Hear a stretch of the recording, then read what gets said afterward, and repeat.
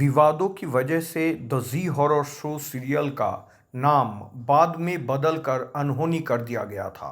Horror कहानी इंतज़ार इसी अनहोनी सीरियल के एपिसोड के तौर पर प्रसारित हुई थी। कहानी कुछ ऐसी थी। रियल एस्टेट एजेंट कुमार अचानक एक बंगले के अंदर बेहोश पाया जाता है। बाद में हॉस्पिटल में ये भी पता चलता है कि कुमार बंगले के अंदर किसी वजह से बहुत ज़्यादा डरे और शॉक्ड होने की वजह से अपना मेंटल बैलेंस खो बैठे हैं। कुमार के भाई राज सिन्हा, जो खुद भी एक रियल एस्टेट एजेंट है, ये खबर सुनते ही लंदन से तुरंत लौटकर अपने भाई से हॉस्पिटल में मिलने आता है। तब राज को किसी सोर्स से पता चलता है कि उसका भाई कुमार अमरजीत सहाय नाम के एक बिजनेस टाइकून का बंगला बेचने से पहले उसे इंस्पेक्ट करने गए थे और तभी उसे उस बंगले के अंदर से इस हालात में पाया गया था। फिर अमरजीत से मिलने और अपने भाई के बारे में पूछताछ करने के बाद राज सिन्हा को पता चलता है कि अमरजीत सहाय का इस शहर से बहुत दूर एक रिसोर्ट काम बंगला है। अमरजीत उसे बेचना तो चाहता है, लेकिन बंगले की बदनामी की वजह से कोई भी उसे खरीदना नहीं चाहता, या कोई भी खरीदना चाहता है तो किसी अनजान वजह से डर के मारे आखिरकार पीछे हट जाते हैं। उस बंगले को मनहूस माना जाता है। फिर कहानी फ्लैशबैक में जाती है। एक पार्टी में अमरजीत से मिलने के बाद कुमार 25% कमीशन के बदले वो प्रॉपर्टी किसी को बेचने के लिए तैयार हो जाता है। कुमार इसे अंधविश्वास या वहम कह के नज़रअंदाज कर देता है और इसे साबित करने के मकसद से वो एक रात अकेले ही उस बंगले पर आता है। बंगले का केयरटेकर शंभू काका पहले कुमार को इस बंगले में रात ना बिताने की चेतावनी देता है।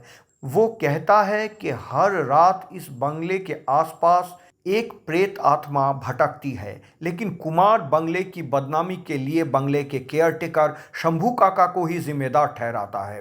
बंगले के अंदर जाते ही कुमार शराब पीना शुरू करता है और शराब के नशे में धुत होकर वो शंभू काका को एक बहुत ही गलत काम करने को कहता है। शंभू काका कुमार के कहने से ये गलत काम करने से साफ इनकार कर देता है और गुस्से में वहाँ से चला जाता है। कुछ देर बाद थका हारा कुमार पलंग पर लेट जाता है और सो जाता है, लेकिन आधी रात को किसी के रोने के आवाज़ से उसका नींद टूट जाता है। एक रहस्यमयी औरत की परछाई बंगले के आसपास रोती हुई घूमती हुई दिखाई देती है। जब वो रहस्यमयी औरत कुमार के घर के दरवाजे तक पहुंचती है तो कुमार उसे एक गलत प्रपोजल देता है और फिर एक भयानक घटना घटती है। वो रहस्यमयी औरत पलक झपकते ही रोशनी के गोले में बदल जाती है और कुमार के शरीर के अंदर प्रवेश कर जाती है।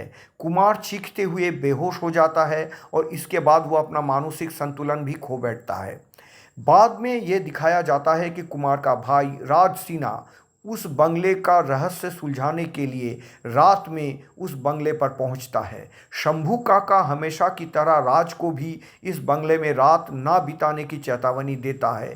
राज शंभू काका से बहुत ही शराफत से पेश आता है और उसे चिंता ना करने के लिए कहता है, और इसके बाद राज सिन्हा को भी रात को अपने भाई कुमार जैसा ही अनुभव होता है। लेकिन राज उस रहस्यमयी औरत को किसी बुरी नज़र से नहीं देखता है, बल्कि राज की आंखों में रोती हुई औरत के लिए सहानुभूति होती है। राज उस औरत का पीछा करता है। वो रहस्यमयी परछाई एक बंद कमरे के पास पहुंचती है और गायब हो जाती है।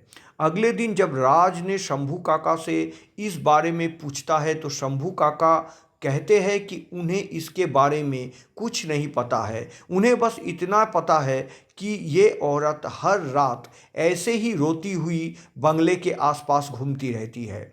फिर राज सिन्हा ने इस रहस्य को सुलझाने के लिए एक महिला तांत्रिक का शरण लेता है।